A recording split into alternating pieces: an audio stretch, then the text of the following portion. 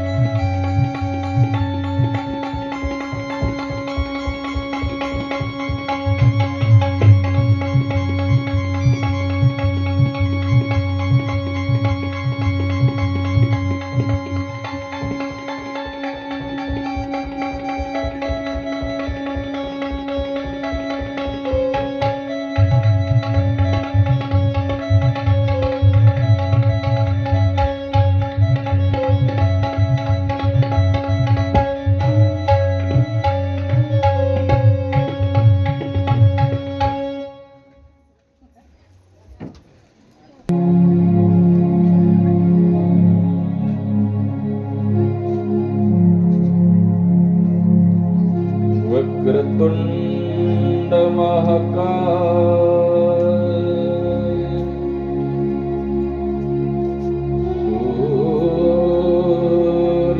सूर्यकोटि समप्रभा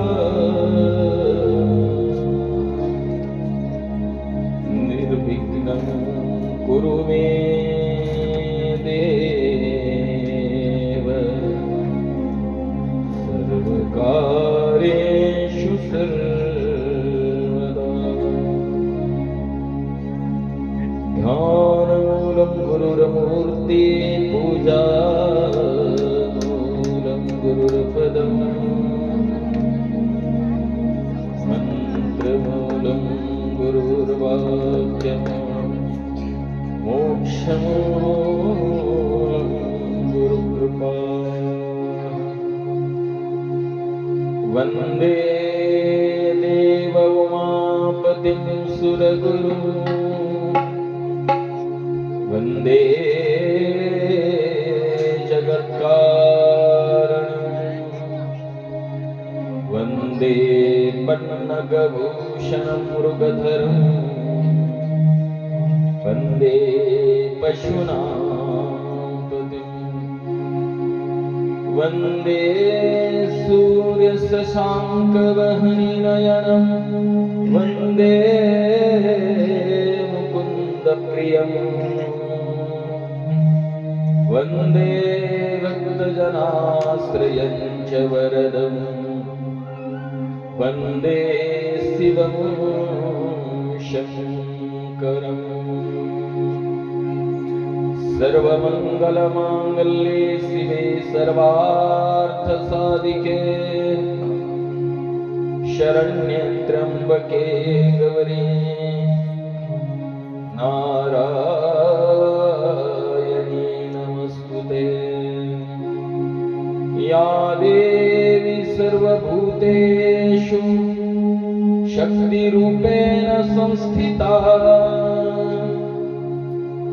नमस्तस्यै नमस्तस्यै नमस्तस्यै नमो नमः। बसवं भक्तिगे मूलं बसवं कालङ्गे कालानुपमशीलं बसवं जंगमरोलं बसवा रक्षिपुदेनु संगण बसवा श्री संगन बसवा श्री संगन बसवा।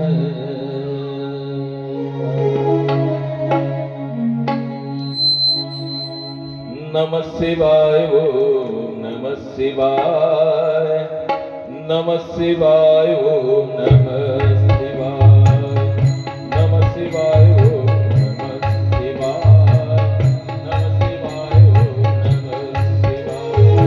नमः शिवाय ओम नमः शिवाय नमः शिवाय ओम नमः शिवाय नमः शिवाय ओम नमः शिवाय नमः शिवाय ओम नमः शिवाय नमः शिवाय ओम नमः शिवाय नमः शिवाय ओम नमः शिवाय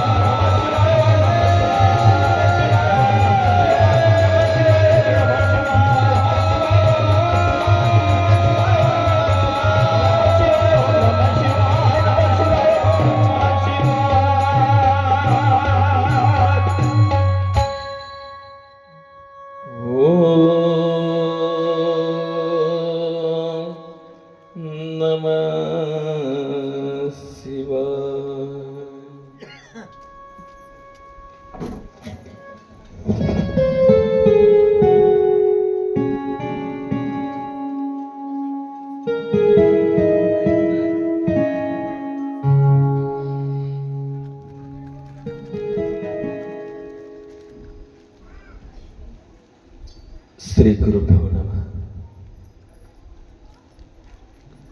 अनंत कोटी ब्रह्मांड नायक, शाश्वत वैभवाचा स्वामी, दयाघन पार्वती परमेश्वराच्या मंगलमयी चरणी अनंत अनंत कोटी प्रणिपात समर्पित करून जगदादि जगद्वंदनीय जगद्गुरु क्रांती सूर्य जगत ज्योती महात्मा बसवन्नादी 770 शरण शरणी शिवयोगी संत शिरोमणी मनमथ माऊलींच्या संजीवन समाधीचं हृदय मंदिरामध्ये स्मरण करून परमपूज्य पदवाक्य प्रमाण पारावार पारदृष्टे हृदयकांक्षणी शिवाद्वैत सिद्धांताचे भाष्यकार वसुंधरा रत्न राष्ट्रसंत सद्गुरु डॉक्टर शिवलिंग शिवाचार्य माऊलींच्या ही मंगलमयी चरणी विनम्र भाव समर्पित करून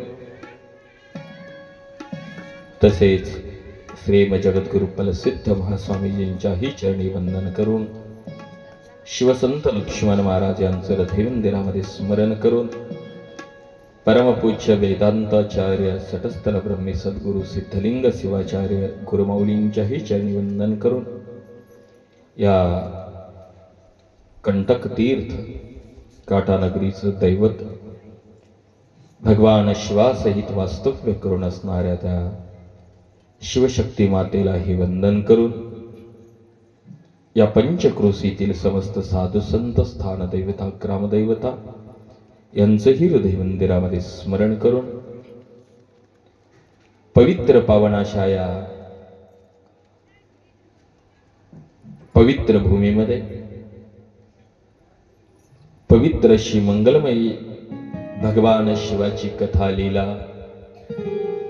ज्ञान गुणगान श्रवण करण्याकरता ऐकण्याकरता जमलेल्या तुम्हा समस्त भाविक सद्भक्तांच्या अंतरात्म्यातील ज्योतिस्वर भगवान शिवाला वंदन करून पवित्र पावनाशा या भूमीमध्ये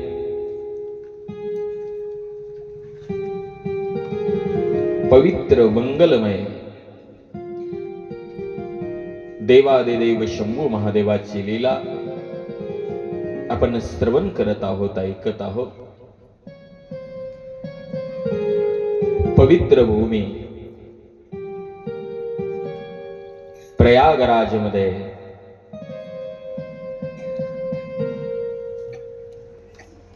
परमश्रद्धेय व्यास महर्षींचे शिष्य असणारे सूत महर्षी शौनकादी ऋषींना त्या पवित्र भूमीमध्ये पवित्र मनाला पवित्र करणारे, वाणीला पवित्र करणारे, कानाला पवित्र करणारे, हृदयाला पवित्र करणारे पवित्र मंगलमय भगवान शिवाची लीला सूत महर्षी शौनकादी ऋषींना सांगत आहेत आणि तीच लीला आपण या ठिकाणी श्रवण करत आहोत, ऐकत आहोत.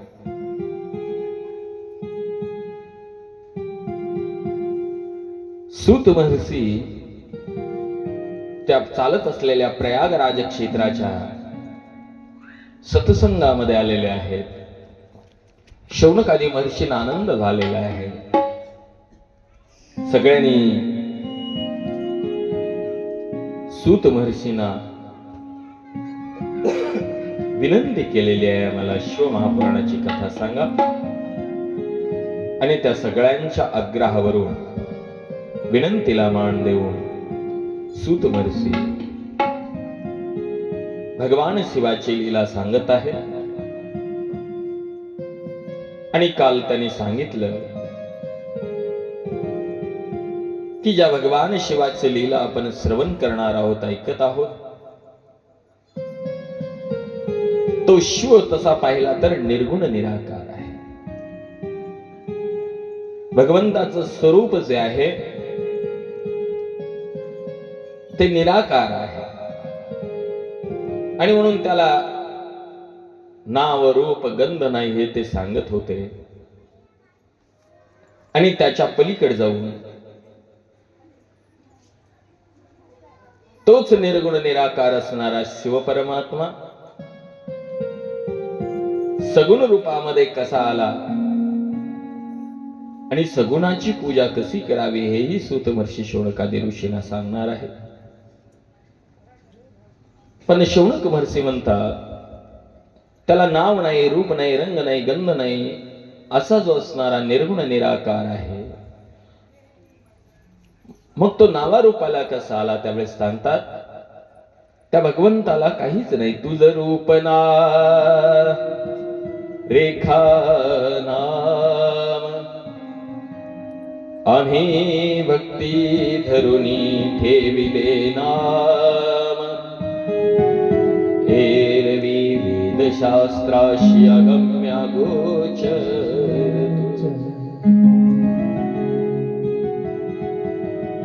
त्याला काहीच नाही. तुझं रूप ना रेखा ना, तो किती आहे, त्याचं रूप कसं आहे ते सांगता येत नाही. तो किती मोठा आहे ते सांगता येत नाही. त्याचं नाव काय आहे ते माहिती नाही. पण काय केलेले आहे, आम्ही सगळ्यांनी मिळून त्या निर्गुण निराकार तत्वाला जे आम्हाला आवडलं ते नाव ठेवलं. आम्ही भक्ती धरुनी ठेविले नाम. आमच्या भक्तीने, आमच्या प्रेमाने आम्ही त्याला नाव ठेवलं. नाहीतर तसं पाहिलं तर आणखी त्याचा पत्ता कुणालाही लागला नाही. एरवी वेदशास्त्राशी अगम्य, वेदशास्त्राला तो गवसला नाही. अगोचर, तो अगोचर म्हणजे जे आपल्या दृष्टीच्या पलीकडे आहे, जे दृष्टीनं दिसतं त्याला गोचर म्हणतात. जे जे इंद्रियासी भाविजे तयासी गोचर म्हणजे, आणि जे इंद्रियानं भाविजे तया अगोचर म्हणजे, जे आपल्याला दिसतं, जे आपल्या मन बुद्धी चित्त अहंकारामध्ये जितकं आपल्याला कळतं तितकं आपण वर्णन करू शकतो, पण त्याच्याही पलीकडं तो आणखी कुणालाही सापडलेला नाही. असं तो निर्गुण निराकार आहे. पण आम्ही त्याला, कुणी त्याला शिव म्हणतं, कुणी आत्मा म्हणतं, कुणी काही म्हणतो. हे आम्ही प्रेमानं ठेवलेलं नाही. मी नेहमी सांगतो प्रेमानंच आहे की नाही. आपणाला सुद्धा प्रेमानंच नाव ठेवलेत ना लोक घरच्यांनी. मी नेहमी सांगत असतो ना, मागेही सांगितलं असेल. आपण येताना काय आधार कार्डावरचं नाव घेऊन आलो होतो काय घेऊन आलतो? आधार कार्ड माझं हे नाव असणार आहे आणि हे नावात माझं ठेवा म्हणून काहीच नाही. आपण सुद्धा निर्नाम होतो, नाव नव्हतं आपणाला. आणि मग 12 दिवसाच्या नंतर एक नाही आपल्याला पाळण्यात घातलं कोणीतरी, आणि पाळण्यात घालून मग आपलं नामकरण केलं. मग कोणीतरी आत्यानं नाव ठेवलं, मावशीनं नाव ठेवलं आपलं, आहे का? मग तेव्हापासून सगळं गाव आपल्याला नाव ठेवत आहे की.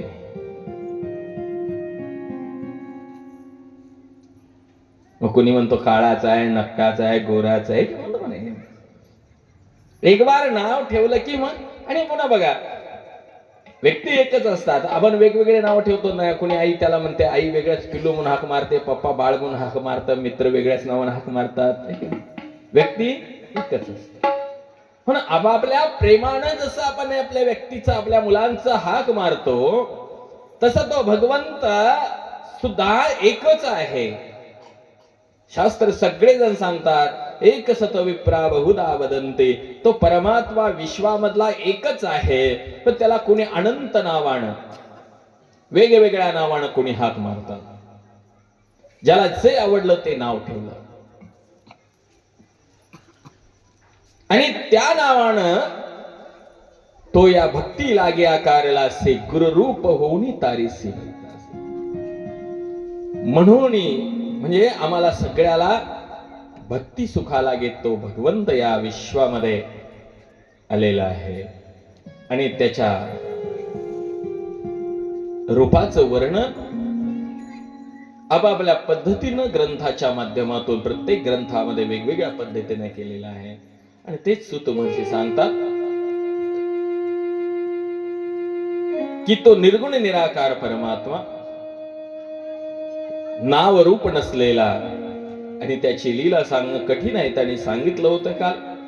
बाकी सर्व देवाची उत्पत्ती श्रुती पुराणे बोलती, परी पार्वतीच्या नाथा कोठे कसे नसे काही वार्ता. त्याची कुठेही वार्ता नाही सांगत असत.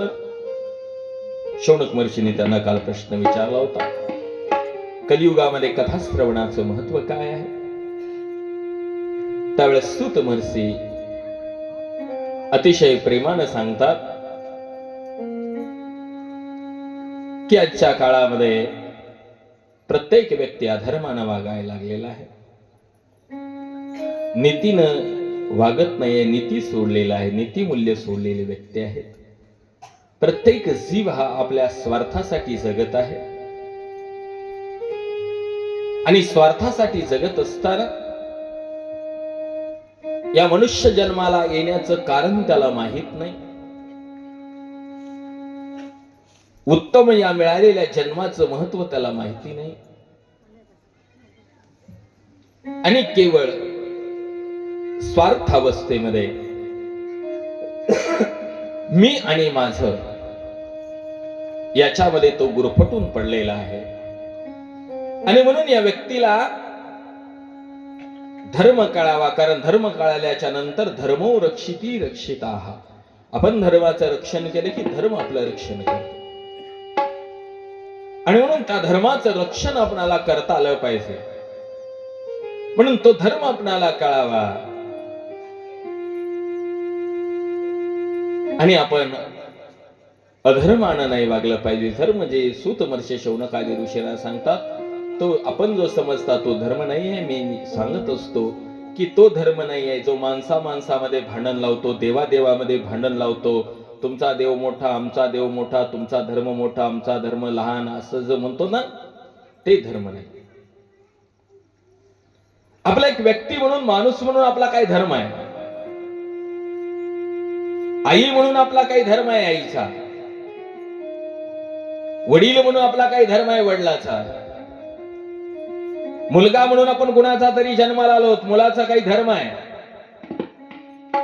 आपण कुणाची तरी सून आहेत, कुणाची तरी मुलगी आहोत, तोही काही आपला धर्म आहे. आणि आजच्या काळामध्ये आपण ते विसरून चाललेलो. समाजामध्ये वागत असताना, समाजामध्ये राहत असताना या समाजाचा आपण एक घटक आहोत.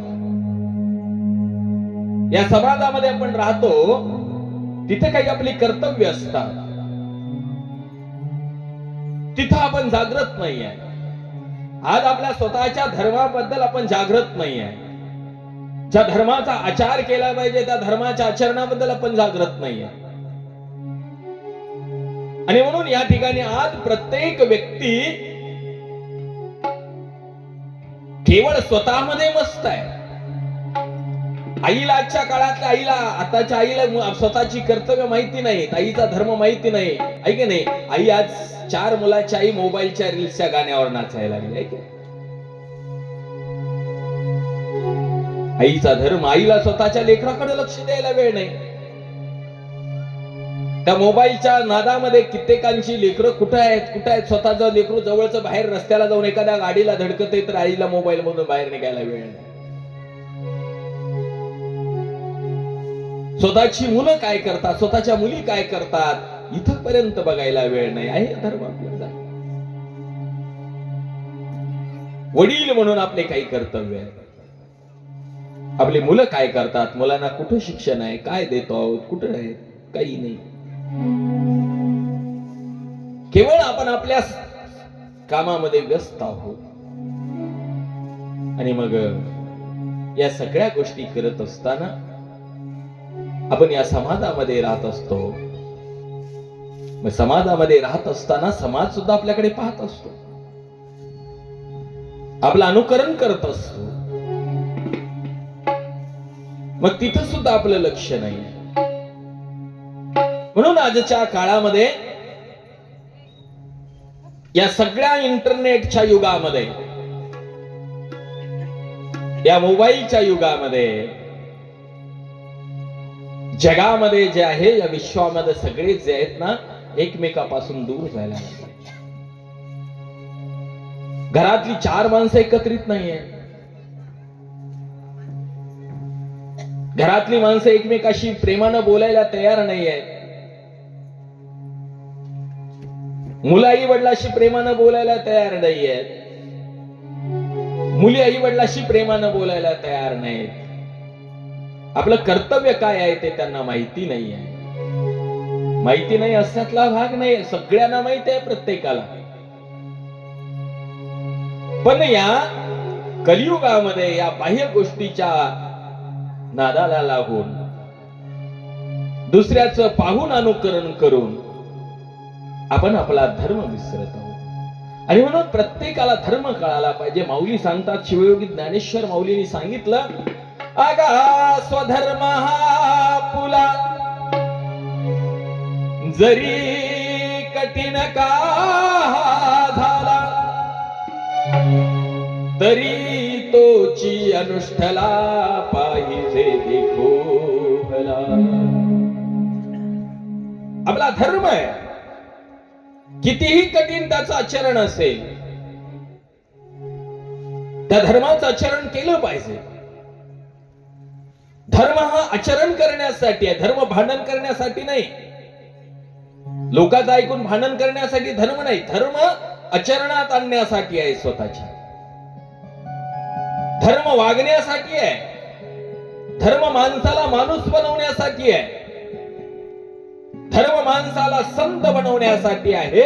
धर्म माणसाला देव बनवण्यासाठी आहे. पण हे आजच्या काळामध्ये आम्ही विसरून गेले आहोत. धर्म माणसाला देव बनवतो, पण आपणच धर्मवेडे माणसे राक्षस बनत आहोत धर्माच्या नावावर. आणि म्हणून आजच्या काळामध्ये हे सगळे नीती मूल्य विसरलेले सगळेजण, प्रत्येकाने आपला धर्म सोडलाय. आई वडील म्हणून असतील, मुलं असतील, किंवा आम्ही सांगणारे गुरु म्हणून आमचा काय धर्म आहे, इथंही आम्ही चुकलेलो. तुमचं कर्तव्य आहे, तुम्ही एक भक्त म्हणून, शिष्य म्हणून तुमचाही काही धर्म आहे, तिथं आम्ही चुकलेलो आहोत. आणि केवळ स्वार्थापोटी एकमेकांचा द्वेष करणं, एकमेकांच्या चुका किती आहेत तितक्या आम्ही शोधतोय, चांगले गुण किती आहेत ते पाहत नाहीये. दुसऱ्याच्या समोरच्या व्यक्तीमध्ये किती वाईट व्यक्ती आहे तो. आम्हाला जर एखाद्याला सांगितलं ना, कोणालाही विचारा माझ्या सहित, मी मला सोडून सांगत नाही बरं का. तुम्ही म्हणसाल तुम्हाला सोडून, एखाद्याला विचारा या माणूस कसा आहे, याच्यात काय काय वाईट गुण आहेत सांगायला जर सुरू केलं को नाही, इतकी हजार चुकाची यादी सांगू शकतो. दुसऱ्यातले फक्त आम्हाला वाईट गुण दिसायला लागले. आणि या सगळ्या गोष्टीमुळे आजच्या काळातलं प्रेम कमी झालेलं आहे. आणि प्रेम पुन्हा आमच्यामध्ये निर्माण व्हावं, माणसानं माणसासारखं वागावं. आणि माणसाचा खरा धर्म जर काय असेल तर माणसाने माणसाशी माणुसकीने वागणे. आपण तिथं चुकलेलो आहोत. आपल्याला म्हणावं लागायला याच्या काळामध्ये, अरे बाबा जरा माणसासारखं वाग म्हणतात लोक. आणि हा आपला धर्म चुकीच्या मार्गाने चाललेला आहे. म्हणून हे सगळं संतांना माहित होतं. आणि म्हणून व्यास महर्षींचे परमशिष्य असणारे सूत महर्षी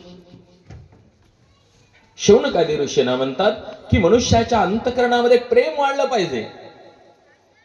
कथा ऐकून एकमेकाबद्दल आदर वाढला पाहिजे. एकमेकाबद्दल, एकमेकांच्या हृदयामध्ये प्रेम जागृत झालं पाहिजे. आमच्याकडून कुणाचा द्वेष नाही घडला पाहिजे. आणि तो धर्म सूत महर्षी शौनकादी ऋषींना सांगतात की धर्म त्याला म्हणतात की जो जगाला प्रेम देतो. धर्म त्याला म्हणतात जिथं दया आहे. धर्म त्याला म्हणतात जो इतरांचा सन्मान करतो. आणि जो साने गुरुजीला अभिप्रेत असणारा धर्म असेल, ज्याच्यात प्रेम आहे. किंवा महात्मा बसवेश्वर म्हणतात, दया विल्लद धर्म इल्ला, दया नाही तो धर्म नाही. आणि म्हणून आपल्या प्रत्येकाच्या अंतःकरणामध्ये तो धर्म जागृत होणं. कोणता? खरा तो एकची धर्म जगाला प्रेमार पावे.